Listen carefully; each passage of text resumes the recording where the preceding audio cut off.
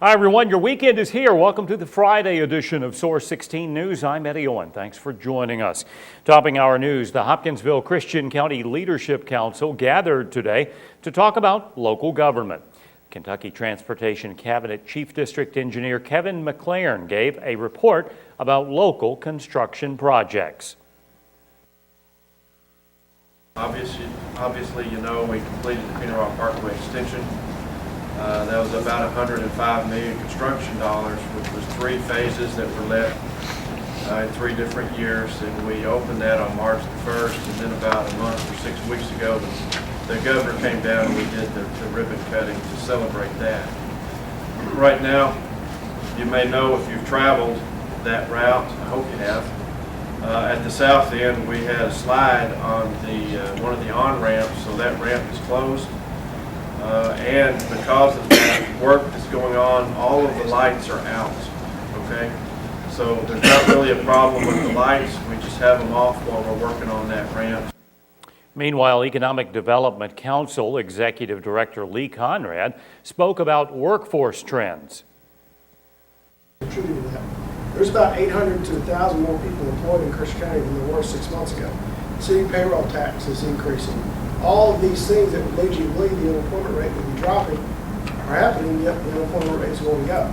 So why is that? We think there's 3 factors. Number one, if you remember, the recession started, the federal government jumped in with a lot of training programs for people who have been laid off or needing assistance. The second factor is we have a lot of soldiers who are returning. A lot of those soldiers are separating from the military, and when you separate from the military, you're eligible for some assistance with unemployment. The third factor is there's some hope out there in terms of employment. People are hearing that folks are starting to rehire, they're re-entering the workforce, or going back to the employment office, registering there. In other business, Hopkinsville Christian County Chamber of Commerce President Carter Hendricks discussed the City of Hopkinsville's housing incentive program. And Christian County Magistrate Tom Jones spoke about how local constables will be able to add blue lights to their personal vehicles if they meet certain requirements. In addition, Christian County Public School Superintendent Brady Link talked about how more students are taking advanced placement courses and testing high enough to receive college credit. A Trigg County man charged in connection with the 2002 murder of a Cadiz woman appeared for his arraignment in Trigg Circuit Court yesterday afternoon. According to court records, 39-year-old Claude Russell entered a not guilty plea to the capital murder charge. Russell is accused in the June 24, 2002 murder of Chantel Humphreys, who was found shot to death in a field behind her mother's home on Wallonia Road off of Bearfield Road in Trigg County. After nearly 10 years, a state police detective presented the case to the Trigg County Grand Jury the week of July 11th, which returned an indictment for murder.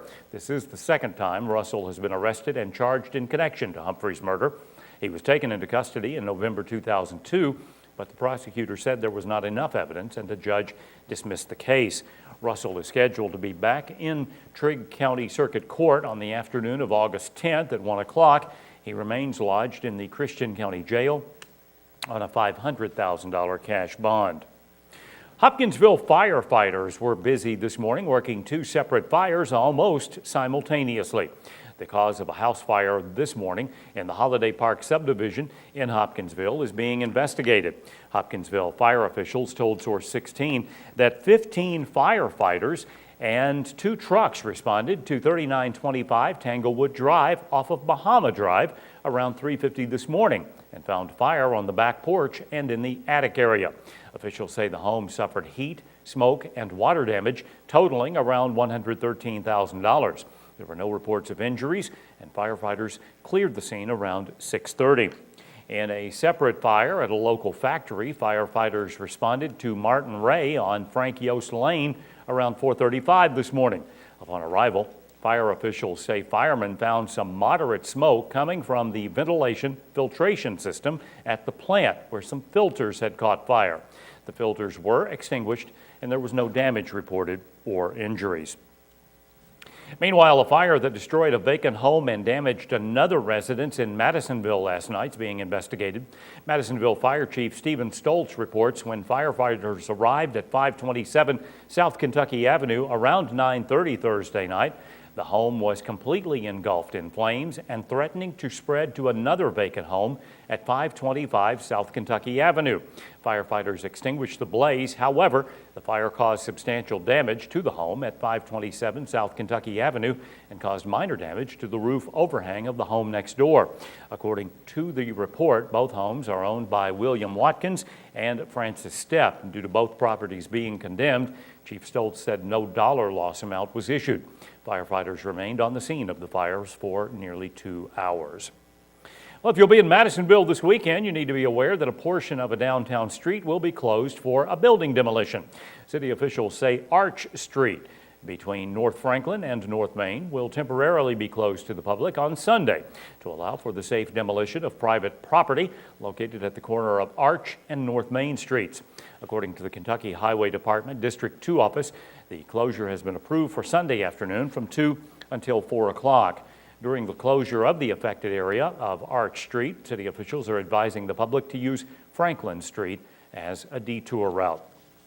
Well, the Marshall County Economic Development Team wants you to know that no matter where you're going, Nashville, Atlanta, Cincinnati, or anywhere in between, they can get you there. How? Well, it all has to do with Marshall County's proximity to highways, waterways, and railways. Director Josh Tubbs explains how they came up with the concept.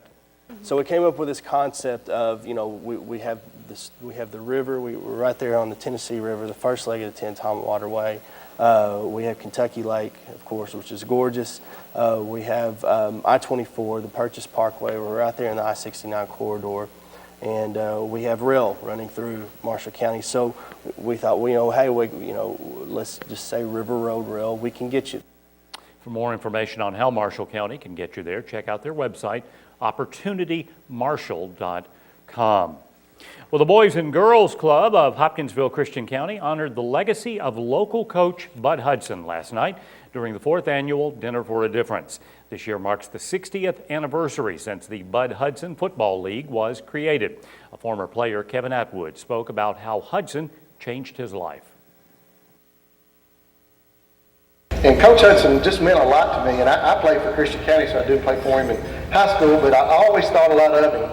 And my dad sent me an email the other day about things about Bear Bryant, and I started thinking about how Coach Hudson had a lot in common with Bear Bryant. One of them was that they both praised players, and they got after them if they need to be getting after. But Coach Bryant said, make your praise mean something. He said, I like sugar, but not a whole truckload of it. And Coach Hudson was a lot like that too. He'd love on you, but he'd also get after you. Meanwhile, Executive Director Roberto Serrano spoke about establishing a new teen center at Christian County Middle School. There's still going to be kids that need help in this community and in America. And for that reason, we would like to be able to not only expand to places like Pembroke, not only continue the strong service of the Bud Hudson Football League, but also have a teen program to serve more teams. He then presented a plaque and 2 football helmets signed by former players to Hudson's son and daughter, who live out of state but attended last night's dinner.